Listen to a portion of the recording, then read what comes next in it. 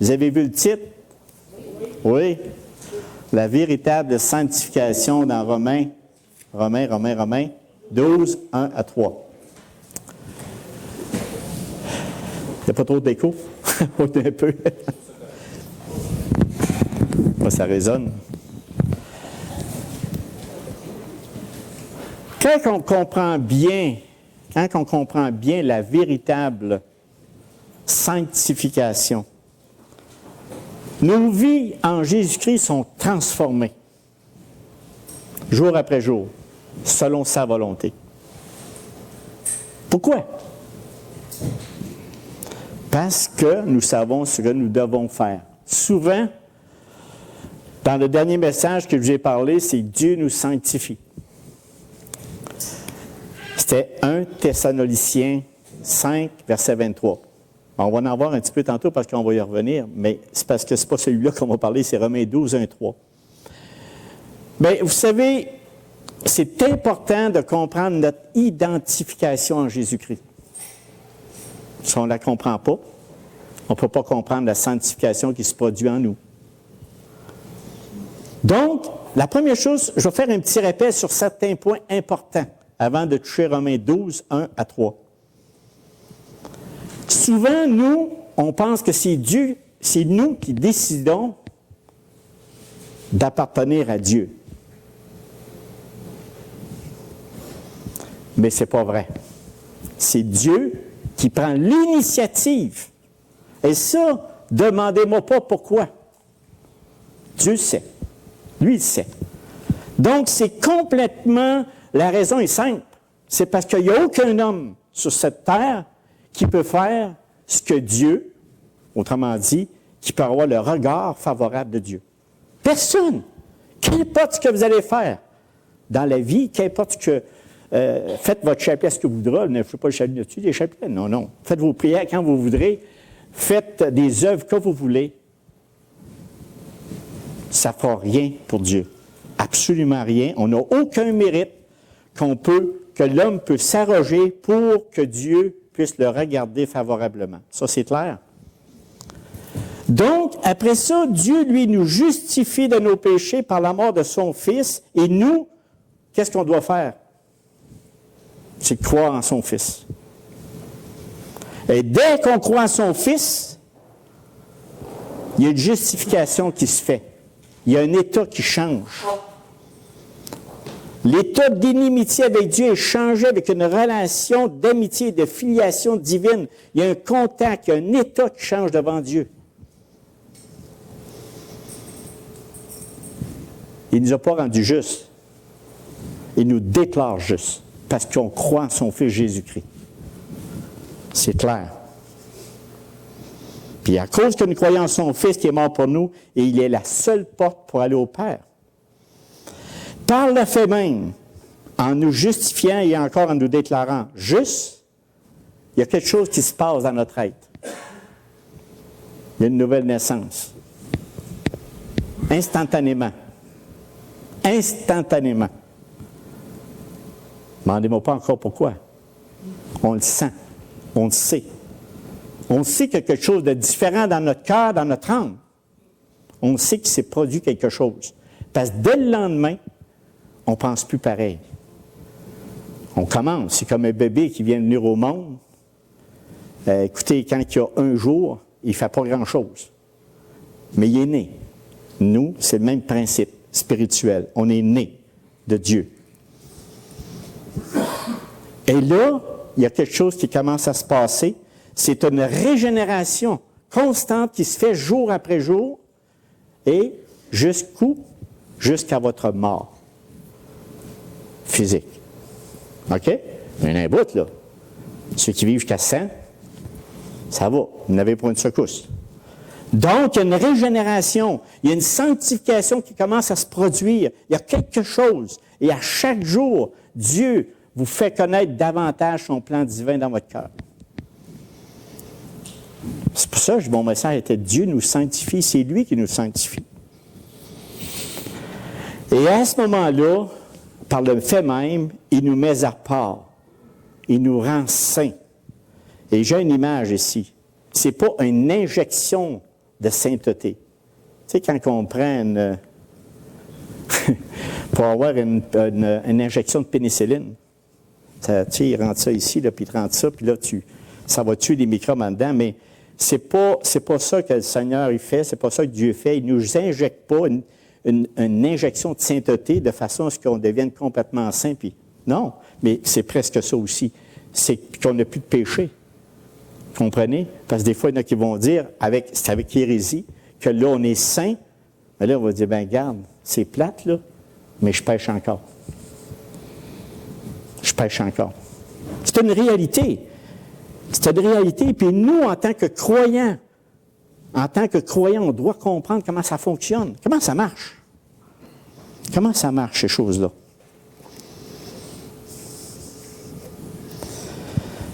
Quand on se reconnaît pécheur et perdu, avec aucune possibilité d'avoir accès à Dieu, le Père, même avec nos bonnes œuvres, nous savons dans notre fond intérieur que nous ne pouvons pas s'en sortir seuls. C'est déjà le commencement. Et ça, c'est déjà une prise de conscience qu'on doit avoir. Puis comme j'ai dit tantôt, quand on regarde à son Fils Jésus-Christ, puis on croit sincèrement de tout notre cœur. Et je vais parler tantôt aujourd'hui avec comment je parle, le titre, quand je parle de la véritable sanctification, il y a des indices que je veux vous donner, si oui ou non, vous êtes en processus de sanctification avec Dieu. Moi, je ne peux pas juger ça. Je peux voir des choses extérieures, mais je ne vois pas votre cœur. Qui connaît votre cœur? C'est Dieu seul. Donc, à ce moment-là, avant que son Fils intervienne dans ma vie, Dieu me voyait pécheur. Mais quand je crois à son Fils, Dieu me voit maintenant saint. Il m'a rendu, je suis saint. Et c'est ce qu'on a parlé, aucune condamnation pour ceux qui appartiennent à Dieu.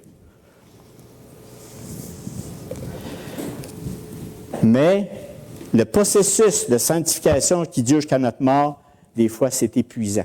Puis on a besoin de comprendre le processus, comment ça marche. La sanctification, si on lui donne une définition, c'est l'attitude continue de soumission au Saint-Esprit qui, ayant régénéré notre être intérieur, maintient et fortifie cette disposition de sainteté initiale.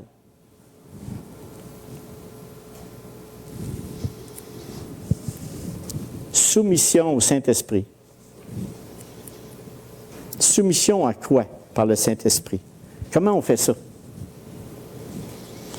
C'est en lisant, en méditant continuellement sa parole, comme on a dit pour chanson pour les enfants. C'est la même chose pour les grands, comme Louise nous disait. C'est la même affaire. Lui, il nourrit notre âme. Le Saint-Esprit, par la parole de Dieu, va aller dans le fin fond de notre cœur. Il va nous faire réaliser des choses. Il faut aussi une communion fraternelle, le baptême et le repas du Seigneur. Et je vous le dis, et ça, c'est pas quelque chose, des fois on essaie, nous autres, les humains, de mettre ça tangible, c'est-à-dire, on essaie tu sais, comme la mathématique, là, 2 plus 2 égale 4, on essaie de faire ça avec le spirituel, mais ça ne marche pas ça de même, ça marche. Mais je peux vous dire une chose, si on néglige cette partie-là, si on néglige la parole de Dieu, si on néglige de fortifier par le Saint-Esprit la parole de Dieu qui nous fortifie, bien, ça va aller en même sens. On a du recul. Notre sanctification prend du recul. Puis des fois, elle prend du devant. Puis là, on ne parle pas du tout de perte de salut en passant. C'est pas ça que je parle pas en tout, parce que on en parlait justement hier, quand que Jésus-Christ, quand que le Père prend une décision face à notre cas, il nous saisit puis il nous tient fortement dans sa main. Mais des fois, on est tiède, ou des fois, on est bouillant, puis c'est ça. C'est selon ce que nous, on fait avec la parole. Mais que devons-nous faire pour maintenir une sanctification progressive? Vous savez, ce qu'il faut réaliser, c'est que Dieu le fait, c'est que 80% vient de Dieu. 80% au-dessus. Dans une journée, viens-tu souvent? Dans une journée? Non? Des choses qu'on va faire, par exemple, qui sont mal. Ou des choses qui ne plaisent pas à Dieu. Y a-t-il une intervention qui se fait? Non? Ah ben là, je dois être le seul. Il y a quelque chose qui se passe à tous les jours.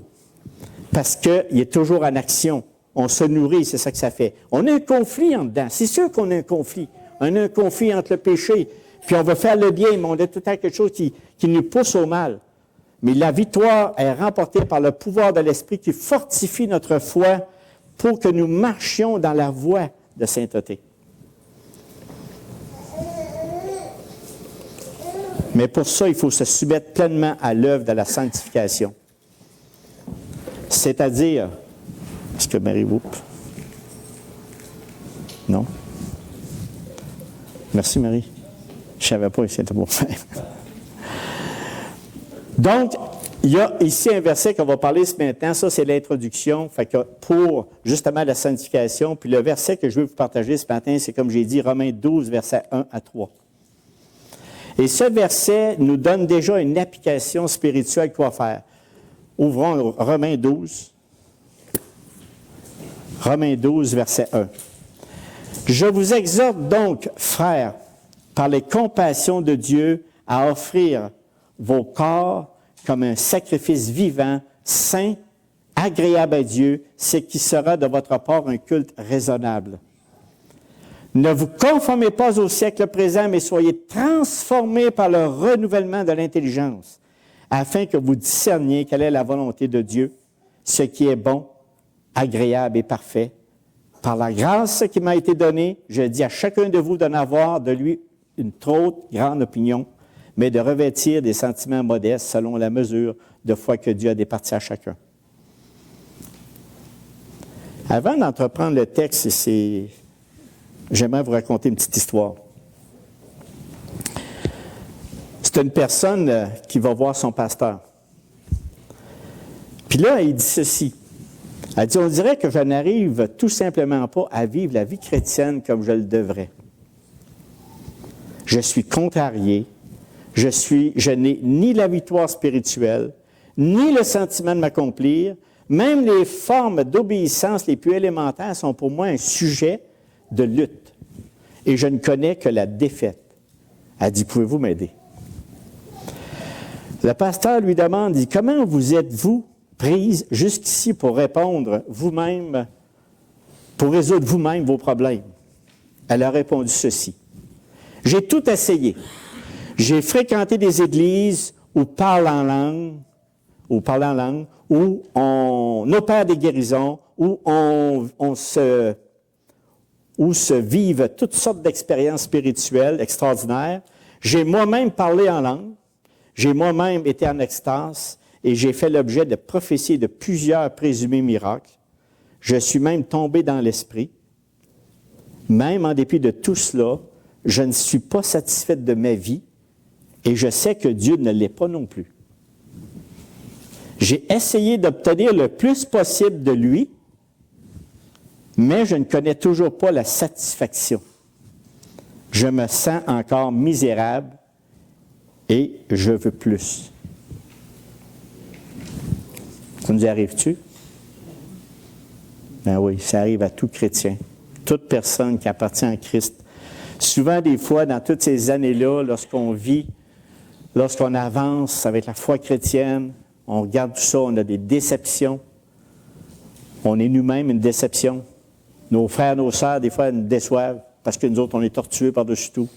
Parce qu'on veut des choses, on voit les choses d'une manière, les autres, on voit ça d'une autre manière. Ça prend juste un Dieu tout-puissant pour être sur la même longueur d'onde. Ça prend vraiment un Dieu tout-puissant. Et quel est son problème, vous pensez? Frères et sœurs, son problème, c'est quoi? C'est que son problème, elle a perdu de vue le plan de Dieu. Son rôle qu'elle doit faire dans ce plan divin. C'est ça qui est le problème. Mon but du message ce matin, c'est de ne pas perdre de but ce plan divin. Pour nous, Dieu il a tout fait pour nous, même son Fils qui est mort pour nous. Donc, le gros problème, c'est elle ou c'est nous. Car pour connaître la victoire spirituelle et le bonheur véritable, il ne s'agit pas d'essayer d'obtenir tout ce qu'on peut de Dieu. Dieu, donne-moi donc ci, Dieu, donne-moi ça, Dieu, fait d'autres. Pas là le problème. Mais bien plutôt de lui donner tout ce qu'on est et tout ce qu'on a. Chaque jour de notre vie, la première chose qu'on doit faire, c'est pas de regarder notre nombril. On peut se regarder la face, des fois on est dépeigné, c'est correct. Mais après qu'on a tout fait ça, après qu'on s'est lavé, on a d'autres choses à faire. On a d'autres choses à faire. Seigneur, qu'est-ce que tu veux que je fasse aujourd'hui? Qu'est-ce que tu veux que je fasse? Pas qu'est-ce que tu veux, qu'est-ce que tu vas me donner aujourd'hui? Qu'est-ce que tu vas me donner?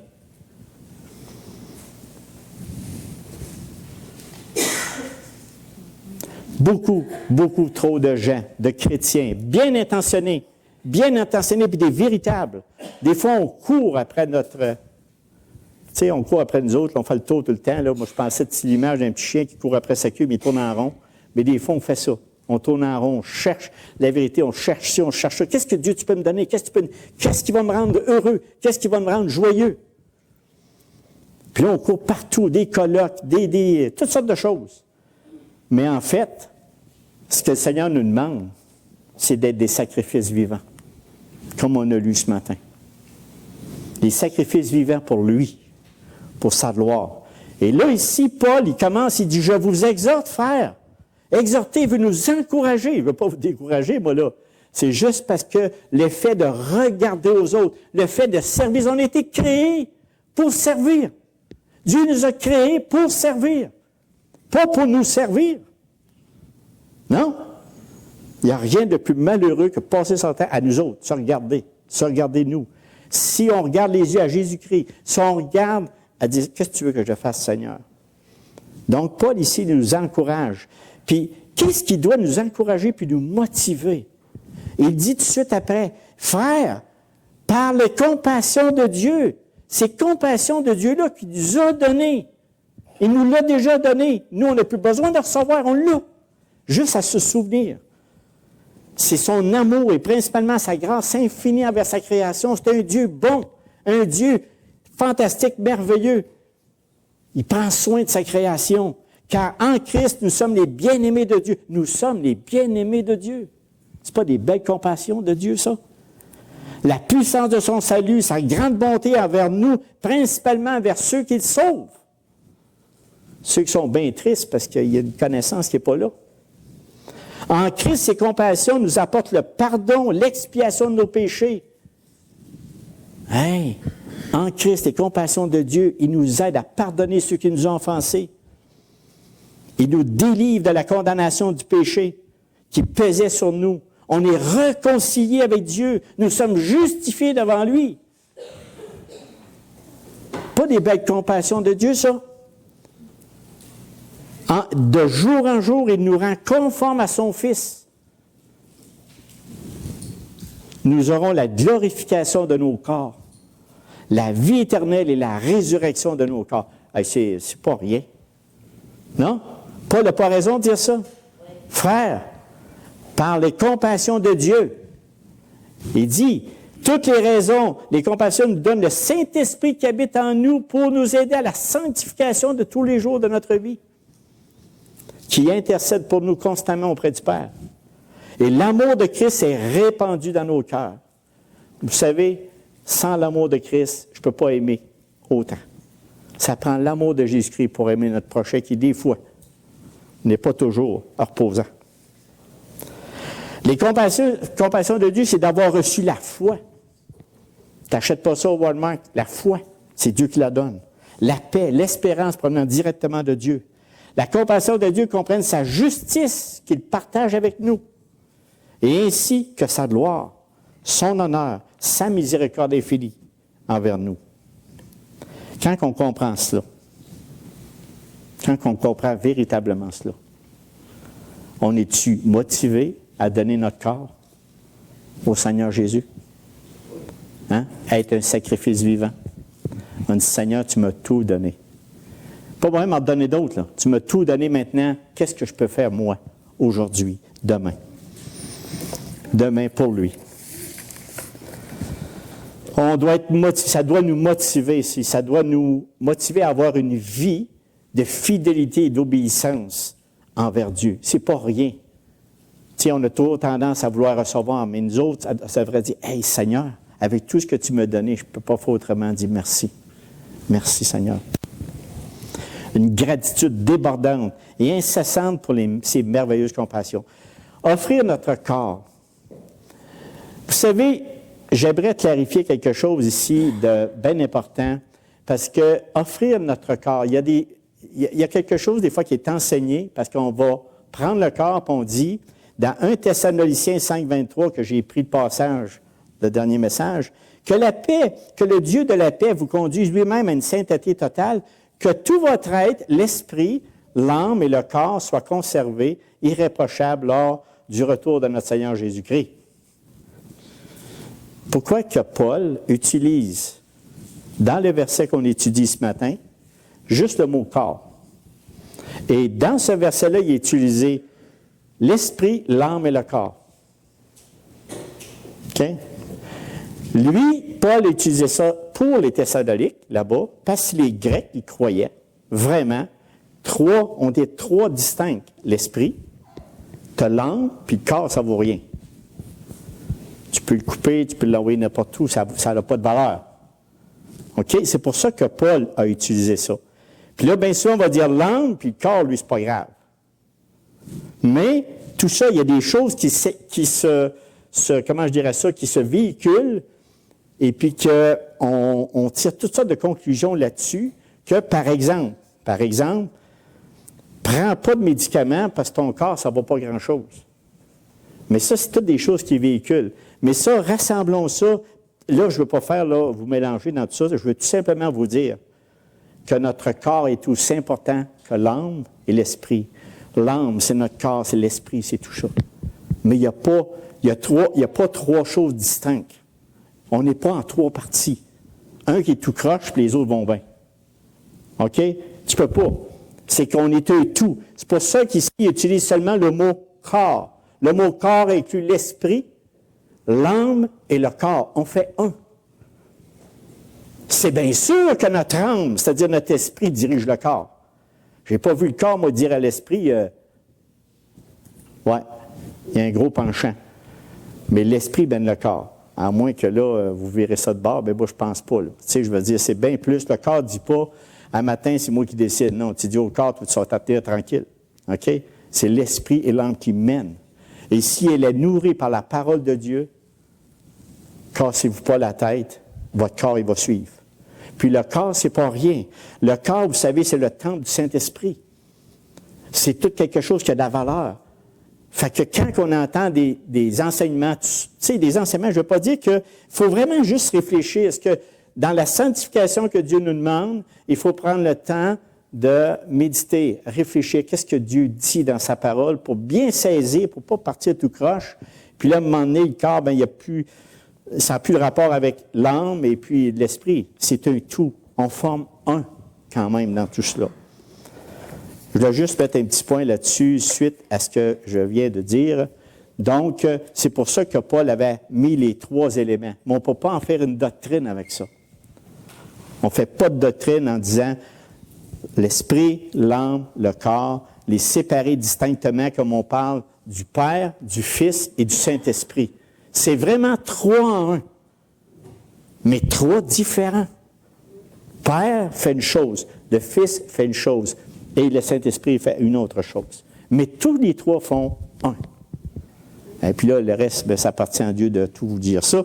Donc, c'est juste que ça, c'est une vérité, la Trinité. Mais pas le corps. Vous comprenez?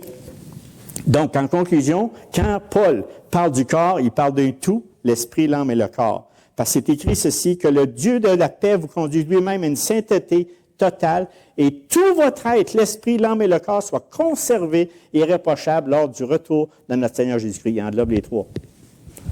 Fait que c'est tout ça. Puis le corps va être glorifié. Si l'esprit et l'âme, que j'ai parlé de ça tantôt, donc, je vais juste reviser mes notes. J'ai ici dans Corinthiens 6, 19, « Ne savez-vous pas que votre corps est le temple du Saint-Esprit et qui est en vous et que vous avez reçu de Dieu et que vous ne vous appartenez point à vous-même, parce que c'est tout de quoi ça ne nous appartient pas, ça appartient tout à Christ. Par cette exhortation puissante et compatissante, Paul n'insiste pas sur ce que nous avons encore à recevoir de Dieu, mais sur ce que nous devons lui donner à chaque jour. Ça va? Donc, la clé d'une vie chrétienne productive et satisfaisante, ça ne réside pas dans le fait d'obtenir davantage, mais plutôt de celui de donner. Et ça, là, c'est pas évident. On est, je vous dirais, des enfants gâtés. Hein? Souvent, dans tout notre processus, c'est nous. Même, j'ai déjà entendu parler, il dit, « Seigneur, je t'ai tout donné. Pourquoi qu'il m'arrive ceci puis ça? Je t'ai tout donné. Tout. Puis là, il m'arrive la santé, la maladie, il nous arrive des pertes d'argent, il nous arrive des malheurs, et puis là, on met en doute ce que Dieu fait pour nous. Là, on met en doute tout ce qu'il nous a donné, toutes les compassions de Dieu. On ne devrait pas être en doute. On peut tout perdre, puis des fois, il n'y a aucune raison d'avoir tout perdu. Parce que je ne pense pas que le Dieu, il a une dette envers sa création. Dieu, il n'a pas de dette. Et ça, des fois, je dis, Seigneur, pourquoi tes enfants sont parfois tellement blessés? Perte d'un conjoint, perte d'un enfant, toutes sortes de choses qui nous arrivent. C'est pour ça que je vous parle ici. Puis il dit en plus, il dit, soyez des sacrifices vivants. C'est quelque chose, hein?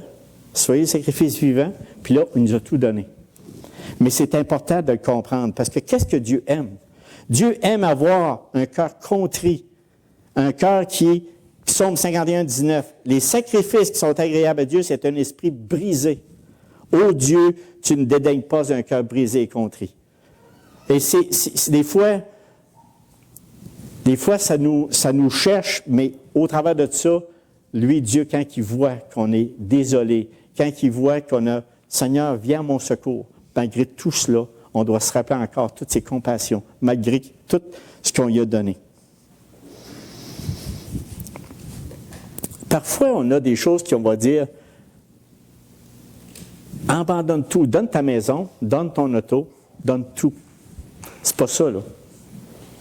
C'est pas ça.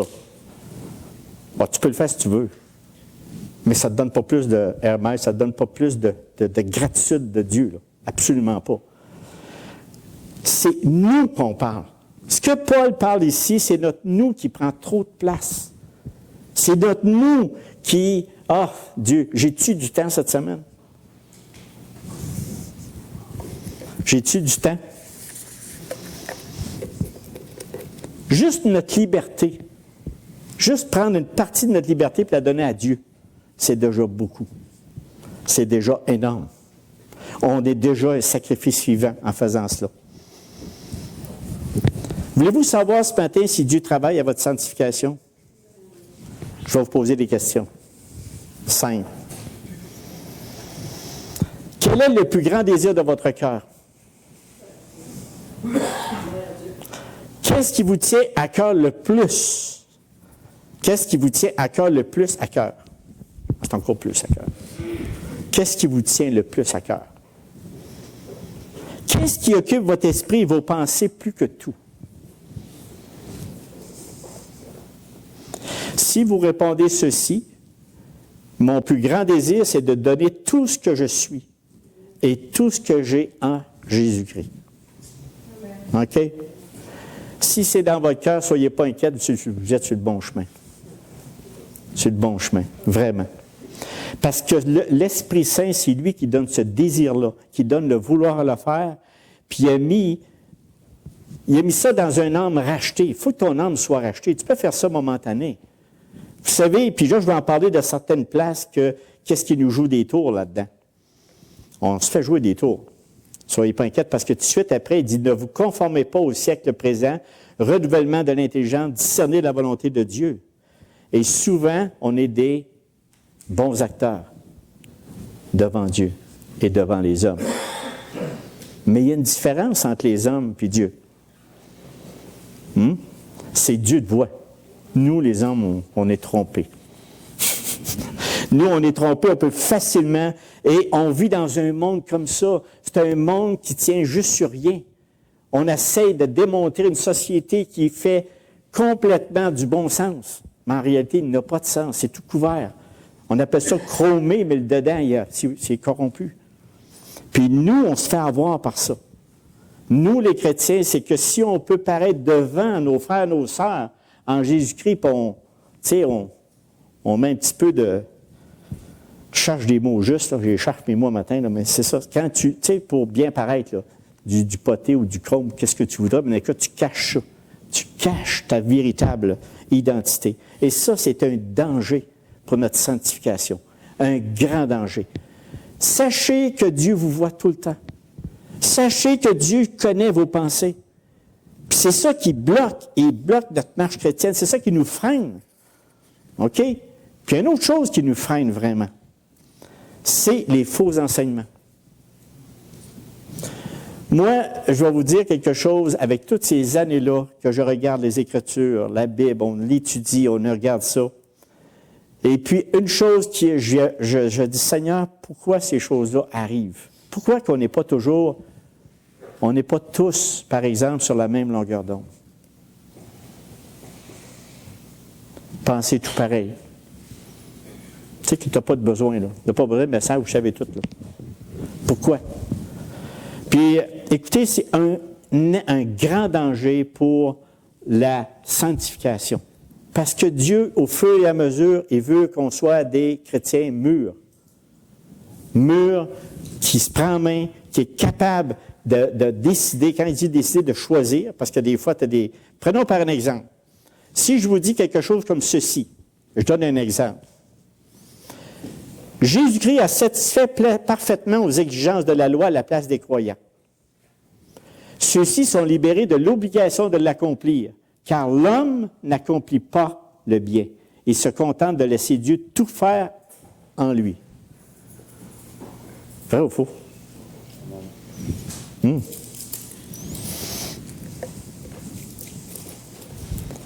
En réalité, c'est juste moitié-moitié. Christ a pris sur lui la malédiction. Là, je le mets dans la bonne perspective. Christ a pris sur lui la malédiction de la loi qui nous frappait, car nous n'étions pas capables de l'accomplir.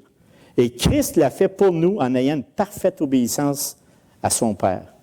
En croyant cela, nous recevons le Saint-Esprit afin que nous puissions accomplir la loi de Christ. Et encore là, nous tombons, mais Christ, si nous confessons nos péchés, donc nous avons une part à faire. Donc, une part à faire.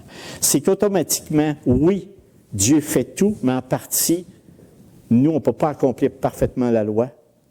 Christ le prie, le cloue à la croix, mais nous, au travers de ça, quand on confesse notre péché, c'est ça cette part-là qu'on a à faire. On appelait ça l'antinomonisme. Mais aussi, il y a une autre idée là-dedans. C'est juste pour vous dire que les faux enseignements, il faut en faire une attention claire. Je n'ai pas mêlé dans tout ça. Vous n'êtes pas trop mêlés? Parce que je pensais à ça, j'ai dit peut-être que je vais toutes les mêler, mais d'un autre côté, je veux juste vous dire, dans notre sanctification, il faut faire attention à tout ce qu'on lit, tout ce qu'on entend. Prenez pas tout pour du cash. C'est extrêmement important de regarder les Écritures parce que toutes ces choses-là nous arrêtent, nous bloquent dans la sanctification. Puis on part dans des places complètement... on donne une image de Dieu qui n'y appartient pas. Et ça n'aide pas à notre sanctification, au contraire, parce qu'on laisse traîner des péchés là-dedans au travers de ça. Donc, prenons celui-là ici, on appelle ça le perfectionnisme. C'est prétend que le croyant peut, dans cette vie, se considérer comme totalement libéré du péché et rempli de sainteté totale. Qui ici peut penser ça? Qu'une fois qu'on est sauvé et racheté par Jésus-Christ, on a une sainteté totale. Au lieu d'être le reflet de la sainteté infinie de Dieu, la loi serait le thermomètre indiquant le progrès de la condition morale des hommes. Imaginez. Là, c'est faux ce que je viens de dire là. C'est que tu ne peux pas t'évaluer, rien que parce qu'on est des comédiens. Et en étant des comédiens, on peut automatiquement démontrer à l'autre notre condition spirituel. Mais c'est parce qu'il dit on est saint. C'est pas grave, on se juge par ça. Mais tout ça, c'est faux. Pourquoi? Parce que personne n'est sans péché. Si on regarde une écriture, on dit personne n'est sans péché. Personne n'est sans péché parce qu'on pêche. Vous comprenez l'idée? Donc, tout ça dans cette sanctification-là, des fois, on va se donner des rôles, des éléments qui nous amènent, que ça bloque notre sanctification.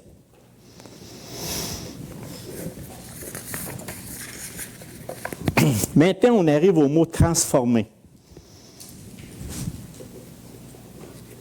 Comment je fais pour devenir meilleur?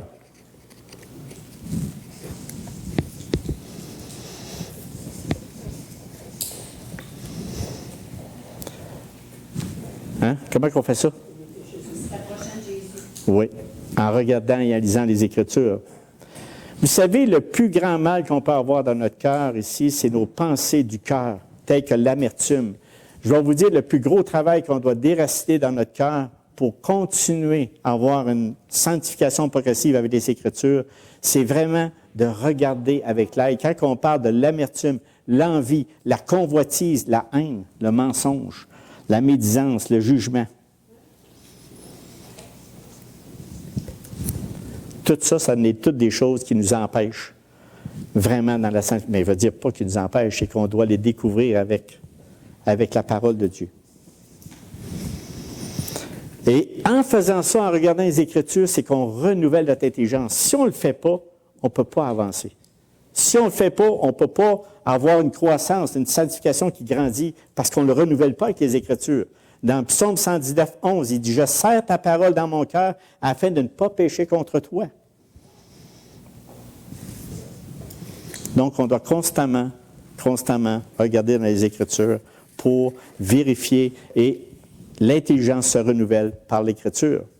Et pourquoi? Ça fait quoi à la suite de ça? C'est qu'on finit par discerner quelle est la volonté de Dieu de ce qui est bon, agréable et parfait. Et le dernier point que je voudrais parler avant qu'on parte, c'est le verset 3. On parle du verset 3, c'est ça. Par la grâce m'est donnée de se revêtir de sentiments modestes, de ne pas avoir trop haute opinion de nous-mêmes, mais de revêtir des sentiments modestes selon la mesure de foi que Dieu a départie à chacun. Ça, là, dans une assemblée, dans des frères et sœurs, c'est incroyable comment est-ce que ça nous détruit les uns les autres.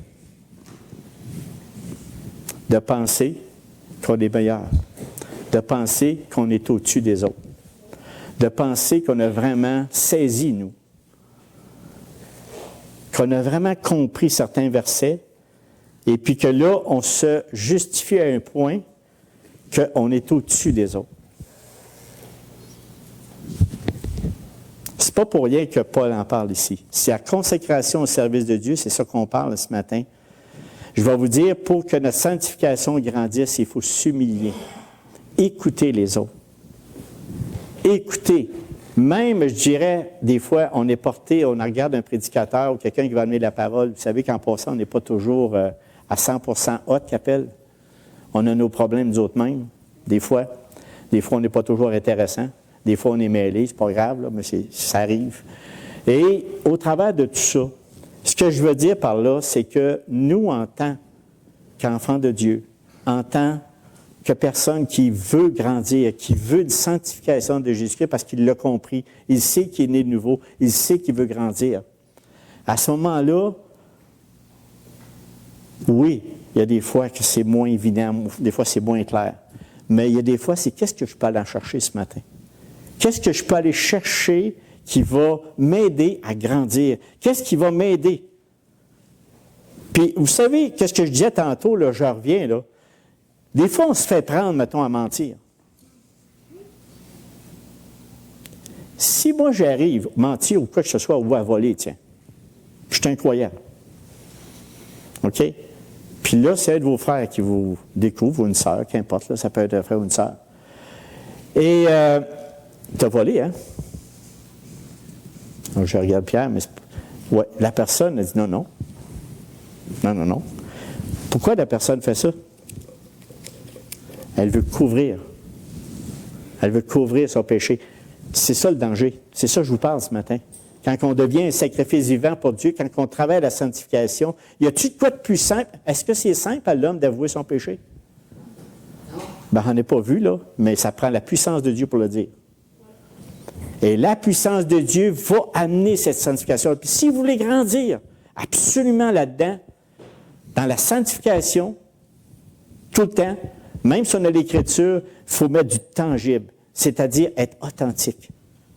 Authentique. C'est plate, mais si j'ai fait quelque chose qui n'est pas bien, surtout dans ces choses que j'ai parlé, le mensonge, la médisance, tous des éléments qui d'affect nous disent « Hey, mais là, qu'est-ce qu'il va dire si? » C'est dire « Oui, c'est moi. Oui, c'est moi. Oui, je l'ai fait. Oui, j'ai menti. » Savez-vous ce que c'est de faire?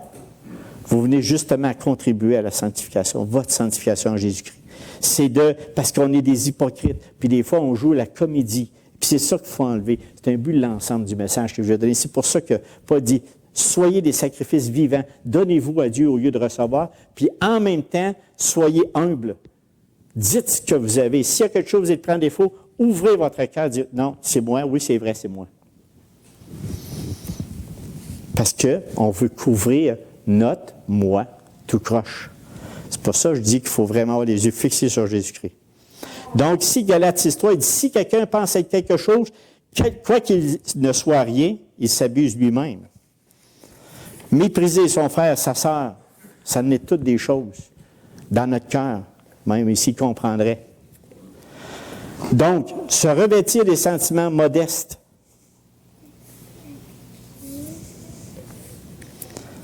Vous savez que les gens ne souffrent pas d'une mauvaise estime de soi. Hein? La plupart du temps, ils sont orgueilleux. Donc, mon message ce matin, dans les éléments que je vous parlais, c'est la véritable sanctification en Jésus-Christ. C'est vraiment lorsqu'on voit quelque chose à la lumière des Écritures, c'est d'admettre nos fautes, de vraiment s'humilier, de vraiment être serviteur, de servir constamment, de s'oublier, mais de servir notre prochain. Puis ça, c'est des véritables choses. Puis regardez, pour tout faire cela, regardez bien en tête les compassions de Dieu pour nous. Je vous laisse avec ça. Et puis, on s'en reparle. Donc, on va prier. Seigneur, notre Dieu,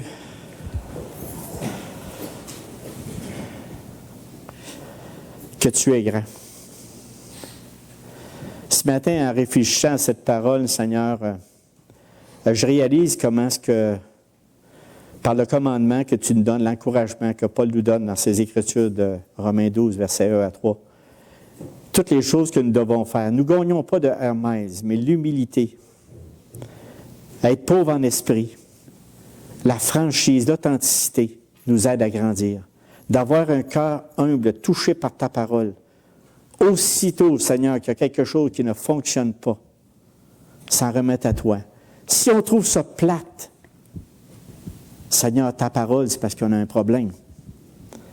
Mais ta parole, elle est comme une épée. Elle tranche vraiment notre cœur, elle tranche les choses qu'on cache. Et Seigneur, fais que dans les prochains jours, on puisse analyser davantage notre cœur face à toi, notre relation avec toi, notre sanctification que tu as mis jour après jour. Ça prend des années, mais la première chose qu'on doit faire, c'est toujours avoir ta parole dans notre bouche, dans notre esprit, afin qu'il puisse modifier nos actions. Merci, Seigneur, pour cette parole, parce que même si tu es là, tu es toujours là, les bras ouverts, à nous recevoir si on se repent de nos péchés et qu'on veut vraiment s'en remettre à toi, car c'est avec toi qu'on a la victoire. Merci, Seigneur, pour ce temps qu'on a pris ensemble. Bénis mes frères et mes sœurs ici, qu'ils prennent du bon temps avec toi. Protège-les sur la route. Et on te remercie au nom de ton saint puissant Fils Jésus. Amen. Amen.